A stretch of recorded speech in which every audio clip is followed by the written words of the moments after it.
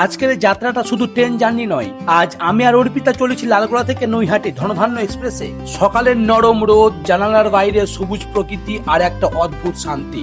দেখতে দেখতে এই জার্নিটা ঠিক কতটা সুন্দর হয়ে উঠবে সেটা হয়তো এখনো আমরাও জানি না। সবচেয়ে মজার ব্যাপার জানো, ট্রেনটা একদম রাইট টাইমে ছাড়ছে। ভারতীয় রেলে এটা দেখলেও এখন অবাক লাগে। আমরা ট্রেনে উঠে নিজের সিটে বসে পড়লাম। ট্রেনের ভিতরটা তখন একদম শান্ত, লোকজন খুব কম। কেউ জানালার পাশে বসে বাইরের দৃশ্য দেখছে, আবার কেউ ইতিমধ্যে শুয়ে পড়েছে। মনে হচ্ছে পুরো কামরার রাজা যেন সে একাই।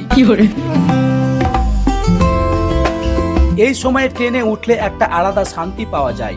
ভিড় নেই, ঠেলাঠেলি নেই, শুধু আরাম। তারপর ধীরে ধীরে ট্রেনটা লালগোলা স্টেশন ছাড়ালো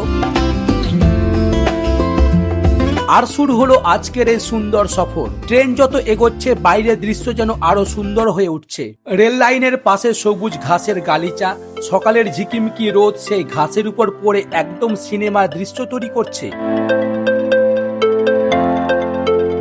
কিছু জায়গায় ছোট ছোট গ্রাম, কোথাও মানুষ মাঠে কাজ করছে, কোথাও আবার ছোট্ট বাচ্চারা ট্রেনের দিকে তাকিয়ে হাত নাড়ছে।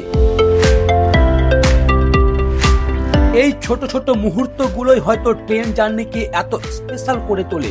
গন্তব্যে পৌঁছানো নয়, পথের অনুভূতিগুলোই আসল।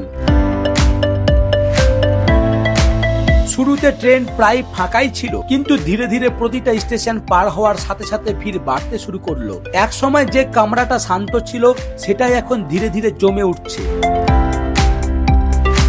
এর মধ্যেই ট্রেনে উঠলো ঝালমুড়ি, আর ঝালমুড়ি দেখলে বাঙালির মন কি আর শান্ত থাকে? কিছুদিন আগেই প্রধানমন্ত্রী নরেন্দ্র মোদী ঝালমুড়ি খেয়ে পুরো পশ্চিমবঙ্গে আলোড়ন ফেলে দিয়েছিলেন, আর আজ সেই ঝালমুড়ি এখন আমাদের চোখের সামনে। কাকু, এক প্লেট ঝালমুড়ি মাখিয়ে দিন তো। সরষের তেলের গন্ধ, ঝালমুড়ির মচমচে শব্দ আর সাথে নারকল কুচি। ট্রেন জার্নিতে এর থেকে পারফেক্ট কম্বিনেশন আর হয় নাকি? সত্যি বলছি, ট্রেনে বসে ঝালমুড়ি খাওয়ার অনুভূতিটা আলাদা। জানালার বাইরে ছুটে চলা প্রকৃতি আর হাতে গরম গরম ঝালমুড়ি, এই ছোট ছোট জিনিসগুলোই দিনের সবচেয়ে সুন্দর স্মৃতি হয়ে যায়। দেখতে দেখতে ট্রেন রানাঘাটে ঢুকে পড়লো।